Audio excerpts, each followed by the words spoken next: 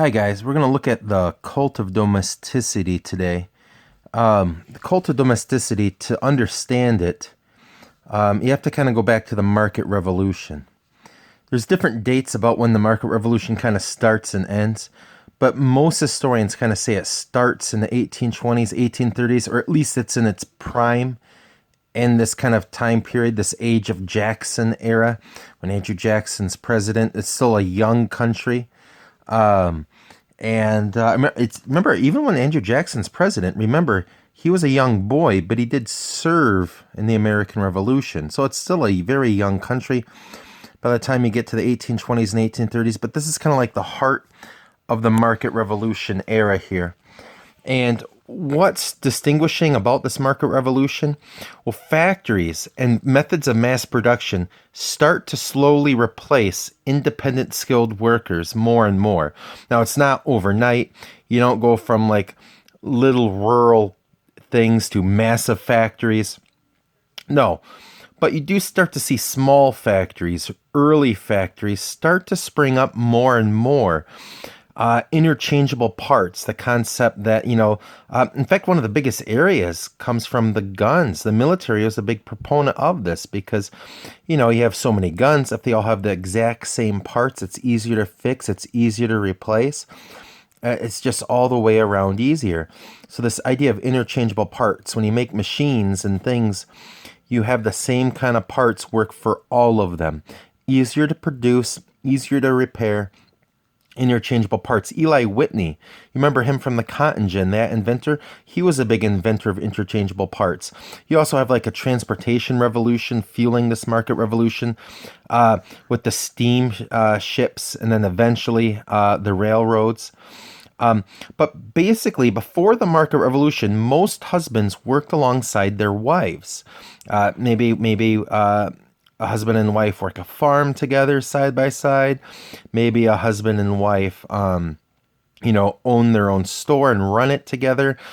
And yeah, there's still gender norms and things, but typically husbands and wives worked side by side. And if there's a pharmacist husband running a pharmacy, the wife is usually often there. You might have the living quarters in the back or upstairs. But the wife kind of works alongside much of the day, especially when the kids are older or before they have kids, and she knows what's going on in the pharmacy world. And so basically the fact of the matter is, before the market revolution, husbands and wives typically worked side by side.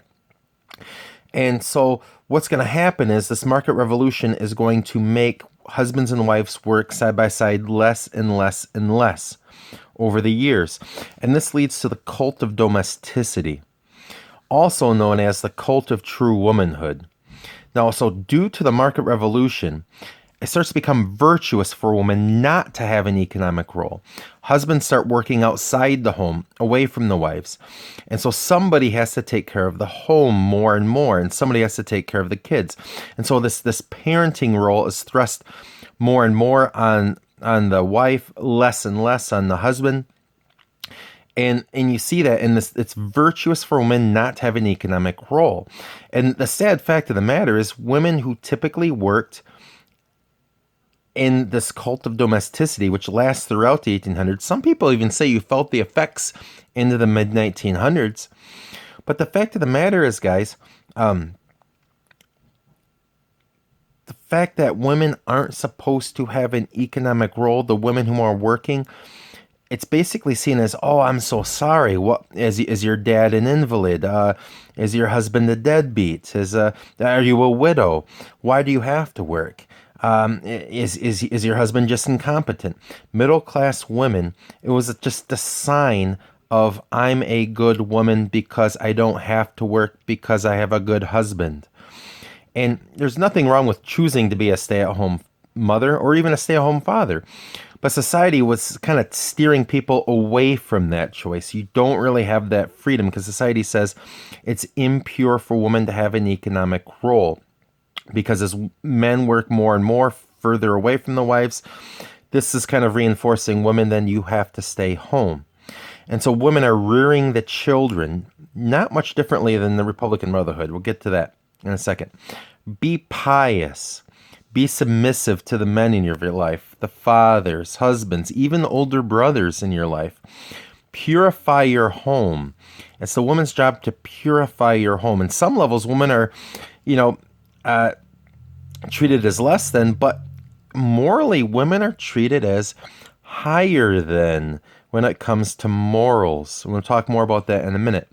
Sarah Josepha Hale, she's famous. Mary had a little lamb. She's the one pushing for modern Thanksgiving to be reignited in the 1800s, which does happen under Lincoln. But the fact of the matter is, guys, she did accept most of the gender norms of the cult of domesticity and pushed it forward. But she did break some gender norms. She was saying women should be able to go to college. Women should get more and more education, higher education. And so some people argue there's a bit of a conundrum here. There's a lot of problems that kind of hold women back and arguably hold women back for well over a century. Some people even say still to this day, or at least certainly into the 1950s, 1960s. But there's also some positives, like women should. You might say, Mr. Morris, I thought the Republican motherhood, which comes before the cult of domesticity around the time of the American Revolution, says a woman should be educated. Yes, but that's like educated up until like the 8th grade. Sarah Josepha Hale, a big proponent of this, is saying women should be educated up even into college. And now not everyone agreed with her, not even everyone pushing this agreed with her, but it's a sign that it's not all holding back. There are some breakthroughs, and we'll talk about some breakthroughs here more in a minute. But does the cult of domesticity talks about like women must be pure and women to purify the home? Does it purify society as a whole via the Second Great Awakening? The Second Great Awakening starts in the mid-1800s. It's this religious revival before the Civil War. The First Great Awakening is right before the American Revolution. The Second Great Awakening is prior to the American Civil War. In fact, the Second Great Awakening helps cause the Civil War, arguably, because it does a lot of different things, but one of the many different things it does is it increases the amount of abolitionists in the North. And with increasing amount of abolitionists in the North, it kind of leads to more and more disruption in the politics between the northern half of the country and the southern half of the country, the free states versus the slave states. But the Second Great Awakening is a religious movement, and people are trying to fix the ills of society. And a lot of people argue it relates back to this cult of domesticity. Look at this quote from Catherine Beecher. Her sister, you probably remember, her sister is Harriet Beecher Stowe, the famous author of Uncle Tom's Cabin. Outside of the Bible, it was the most read book in that entire planet Earth for the entire 1800s, that entire century. Most read book other than the Bible. So kind of keep that in mind. This is kind of a big deal. My understanding is the other two big books outside of the Bible were in the 1800s was Ben-Hur and Looking Backwards by Edward Bellamy, like the socialist utopia. But look at this quote by Catherine Beecher, who supports the cult of domesticity, by the way. And you might see this and think there is a bit of a potential silver lining here.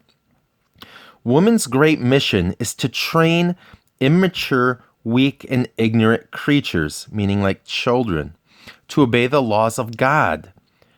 First in the family, then in the school, then in the neighborhood, then in the nation, then in the world. And so a lot of these women kind of like come out with this sense of, I am like a pillar of morality. And it's my job, and the cult of domesticity said, to purify the home, to keep your husband pure, purify the home, to raise your kids properly. And so a lot of women kind of come out of this cult of domesticity as it's not just my job to kind of purify my home and family, but also my town and my neighborhood and then my country and then the world.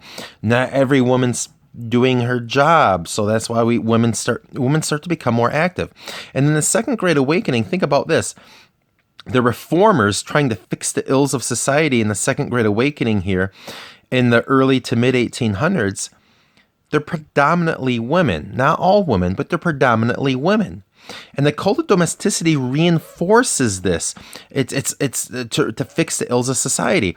And it's no wonder that it's mostly women engaging in this, because they're told with the cult of domesticity, your job is to purify the home. A lot of women see their home as more than just their physical structure, as their neighborhood, as their town, maybe even their country.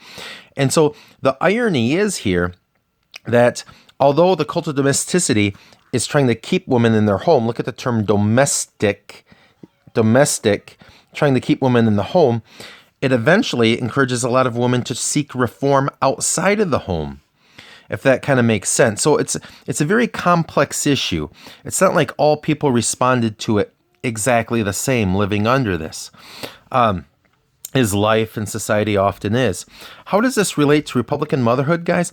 Republican motherhood starts first at the time of the American Revolution, but the Republican motherhood is incorporated in part by when the cult of domesticity comes in second, because the cult of domesticity is also saying, just like Republican motherhood was saying, like it's your job to raise kids to be virtuous, so is the cult of domesticity. Republican motherhood focuses more on like being good Republicans, not as in the modern political party, but like opposing a monarchy.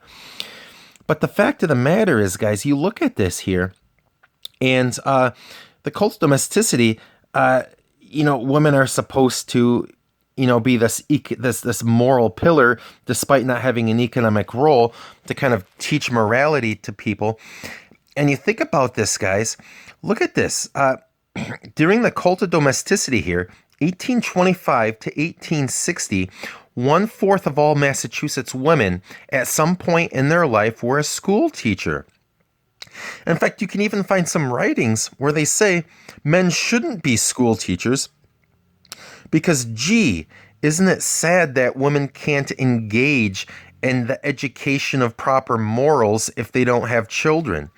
And so why it's so many women at some point in their life in Massachusetts were school teachers, it's positive and negative at the same time. Positive because, they get to have this position and maybe feel some satisfaction of having a job and a career and stuff like that. But it's not maybe really a career, because the fact of the matter is, what ends up happening is these are women without children. Once they get married and have kids, you're out. You can now raise your own kids' morals, and we'll get a new woman who doesn't have children, who can then go ahead and do what? Participate in Republican motherhood ideas, participate in cult of domesticity ideas, of teaching the young generations the proper morals and values of society. And so, women are on a pedestal of virtue, kind of both in Republican motherhood and in the cult of domesticity. More with the cult of domesticity, women are expected to be pure, pious, clean, and so I hope this hope this makes you understand what the cult of domesticity is, kind of why it starts. What it's about. And although it is certainly negative, in the sense that some people say, look, even still today, some people argue this woman must be pious. That if men behave a certain way, there's all these positive terms. Oh, he's a stud. Oh, he's the big man on campus. Oh, he's so cool. He's a player. But if a woman engages in the exact same behavior, there's a laundry list of negative terms to disparage them for behaving in the exact same way, because women are supposed to be pious, women are supposed to be pure. Men, they're supposed to try, but we expect them to fail. It's no big deal when they do fail, but women, it's the end of the world if they fail.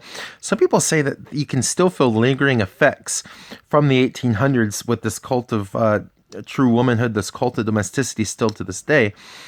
And certainly in the 1950s, you can kind of see the housewife mentality. But the fact of the matter is, some people say, it did encourage some women to become reformers. And once women are being reformers, well, isn't that a form of political activism? And you look at like a lot of the fact that the Second Great Awakening is mostly women in northern towns and from the middle class who don't have an economic role, but they're finding ways to be political in the Second Great Awakening. You could argue there certainly is some form of a silver lining on this cult of domesticity, how some women expanded their roles politically from what they were told that you're supposed to be doing, and then they just expanded it outside their home, if that kind of makes sense. If this is confusing or if I can clear anything up, let me know in the comments. But guys, stay safe and be smart and have a good day, guys.